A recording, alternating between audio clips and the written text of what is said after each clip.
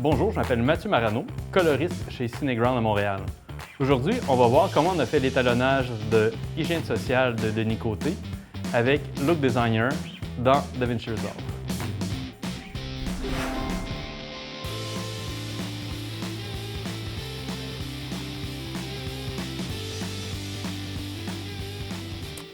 Donc, voici dans Resolve 16, devant notre projet d'hygiène sociale. Un projet qui a été tourné avec la Red Monstro par François Messiero. Tourné plein capteur, mais fait pour être visionné en 1.66. Donc, on va aller voir les settings de base. Donc ici, on a les images en Red 8K dans un projet en 4K. Donc, on va aller configurer Resolve en caméra RAW en Red. Donc, ce qu'on veut faire, c'est se mettre en projet et s'assurer d'être en IPP2, en Red White Gamut. Et ici, on va se mettre en Log 3G10 pour avoir vraiment le plein contrôle sur la dynamique de nos images. Et c'est important ici d'aller barrer et d'activer les 4 paramètres d'ISO, d'ajustement d'exposition, température de couleur et de teinte pour garder vraiment l'intention de notre directeur photo. Et on sauve. Alors on voit qu'ici, on est tombé en IPP2. On va travailler sur la bande-annonce. Donc, si on vient ici dans Resolve, on va se créer une séquence de nodes pour pouvoir travailler. Donc, moi, ce que j'aime bien faire, c'est travailler en layer. Et comme je sais que je vais vouloir travailler avec Look Designer 2, je vais venir placer mon Look Designer ici. Car je sais que je vais vouloir travailler des trucs avant l'application du plugin et je vais vouloir corriger des trucs après aussi pour vraiment avoir le résultat que je veux. Donc, pour aller le chercher, ce que je fais, c'est facile. On vient dans OpenFX et j'ai installé Look Designer. Il apparaît ici, Look Designer 2. Et tout ce que je fais, c'est aller le glisser sur ma node et j'ai mon OpenFX qui apparaît dessus. À partir de là, ce que je peux faire, en fait, ce que je dois faire, c'est gérer le color management interne de mon Look Designer. Présentement, je travaille dans un projet unmanaged, donc en Resolve YRGB.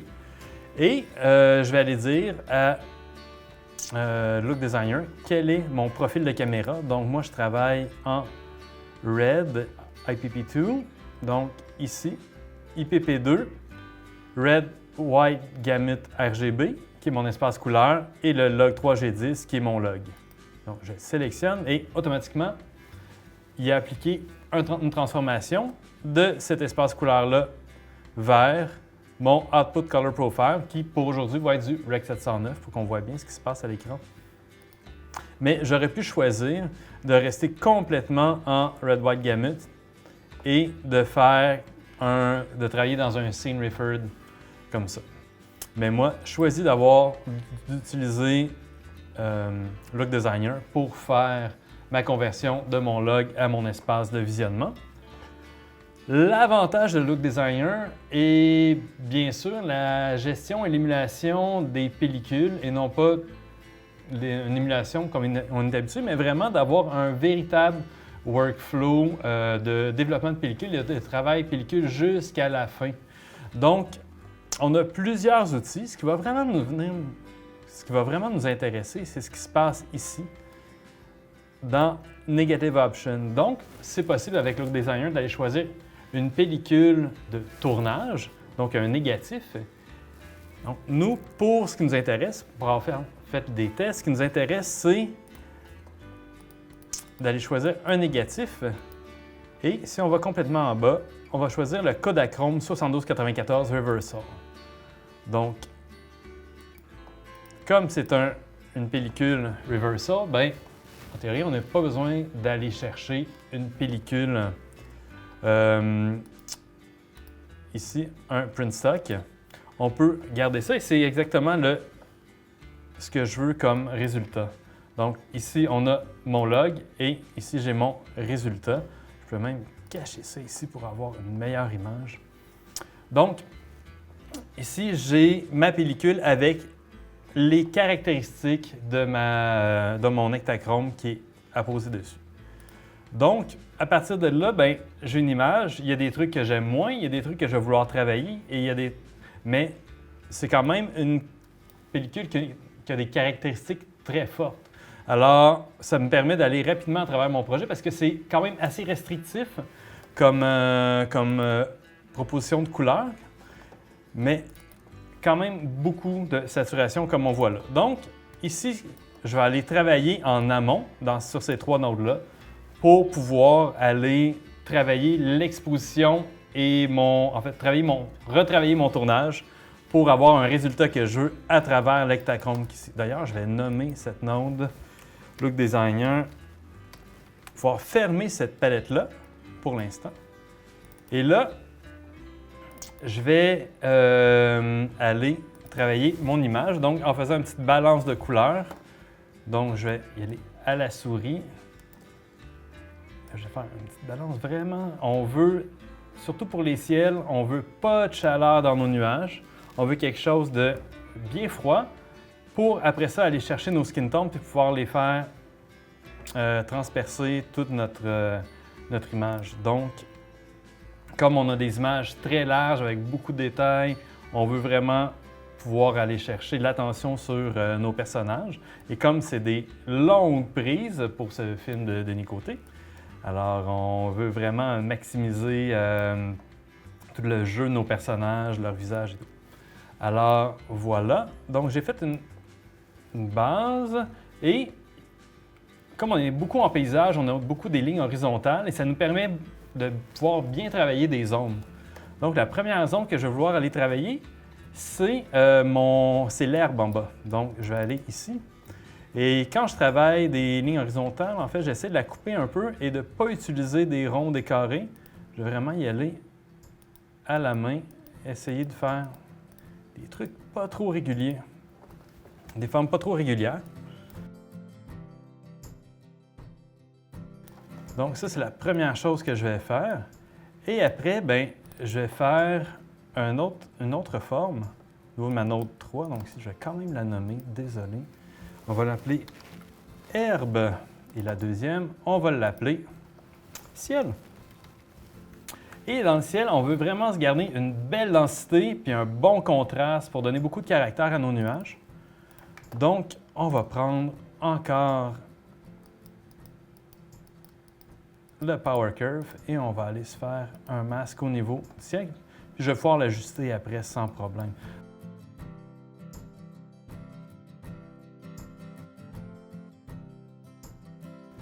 Maintenant, j'ai un beau ciel, des nuages qui ont du caractère, mais en couleur, je ne veux pas qu'ils dominent, donc je viens quand même baisser ma saturation à ce niveau-là.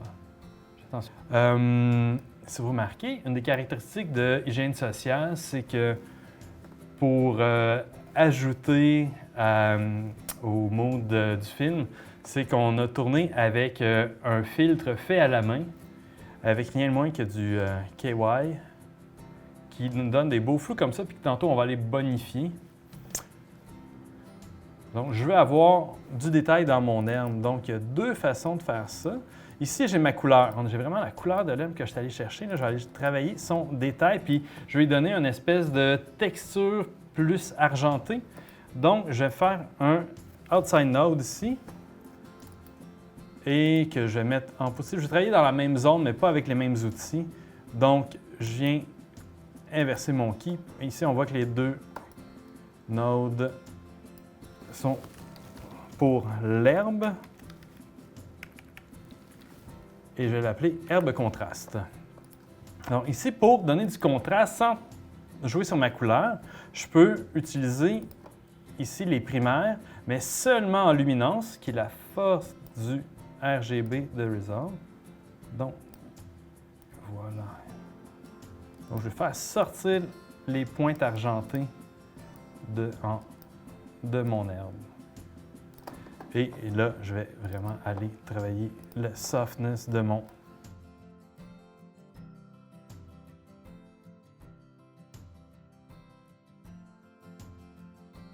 c'est difficile de faire un bon key. Donc, ce que je vais faire, c'est que je vais aller après mon look designer, ici. Et là, je vais aller faire un key sur tout ce qui est skin tone. Et ici, on voit que, comme je travaille en red et j'ai beaucoup de séparation, j'ai une bonne qualité d'image, je suis capable d'aller sélectionner, même si c'est très sombre. On voit, je suis capable d'aller sélectionner mon skin tone.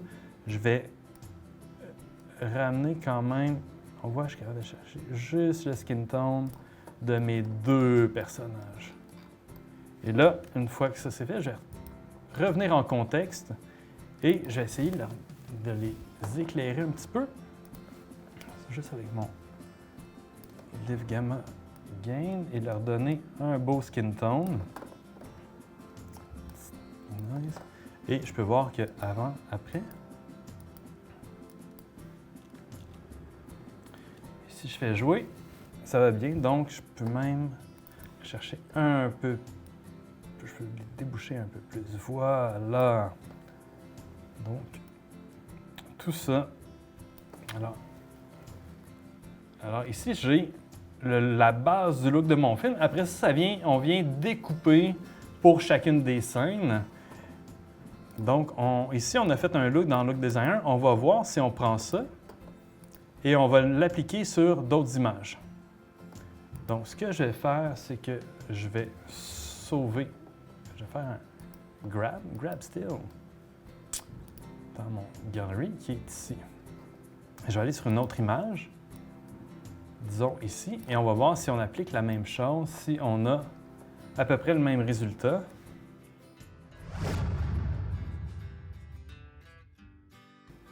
Et maintenant, pour aussi essayer de casser ce moule-là qui est utilisé, en fait, le langage utilisé tout au long du film, qui vient un peu nous sortir de notre confort, on va y aller en ajoutant un grain qui va nous permettre et de nous sortir d'un mode ultra crisp parce qu'on a tourné quand même en 8K.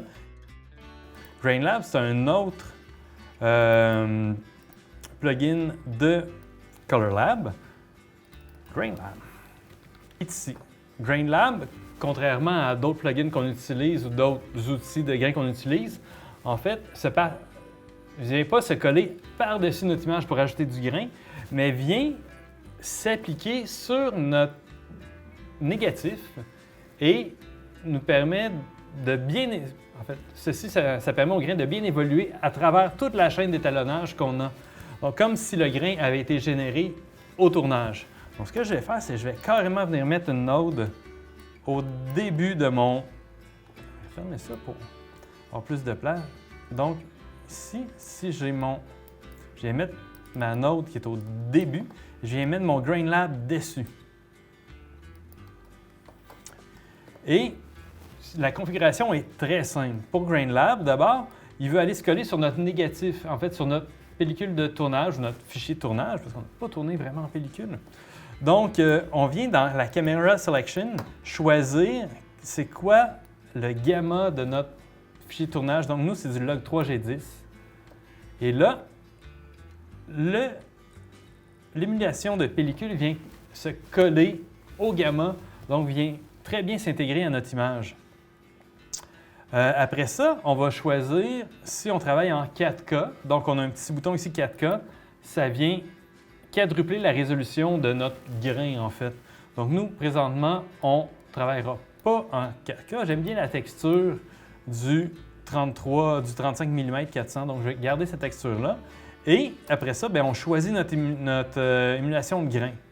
Donc, on a du 16 mm en plusieurs sensibilités. On a du 35 mm et une série d'émulation Kodak qui va de 8 mm à 65 mm.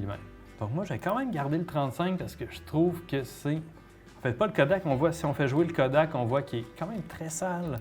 Donc j'utilise le 35 mm 200 qui me donne un beau grain très fort. Oui, il est très fort. En fait, et après ça, je vais pouvoir venir doser à travers ce que j'ai fait. Avec 3 paramètres. Donc, le spark, qui est le niveau de grain dans mes hautes lumières. Ici, ça serait mon ciel. j'ai le body qui est en fait tout le centre de mon range qui est sur mes personnages, mes armes. Et le base intensity, en fait, c'est la zone qui pourrait avoir été sous-exposée au tournage. Et là, j'ai travaillé ça pour pouvoir donner une texture que j'aime. Donc, c'est un peu trop pour les armes, parce que ça bouge déjà. Donc, juste comme ça, je sens bien le résultat de mon travail de texture dans le grain. Et voilà. Donc, avec Look Designer 2 et Color Lab, ben, je suis capable, même en ayant tourné en très bonne résolution, ben, je tire le meilleur de ma haute résolution. Comme au départ, c'est un plugin qui va bien gérer la couleur, qui est fait pour ça. Je garde beaucoup de flexibilité dans mon média. Je suis capable de faire des bonnes sélections après et avant. Tout le système d'émulation pellicule de A à Z, donc de tournage et de la pellicule de présentation, ben, me donne beaucoup de flexibilité. Et puis en plus, j'ai Grain Lab qui vient me permettre d'ajouter un grain qui vient vraiment se coller à l'image que j'ai tournée. Donc c'est avec ces outils-là et Resolve qu'on a réussi à envoyer ce film en festival qui a gagné des très beaux prix, d'ailleurs, comme à la Berlinale.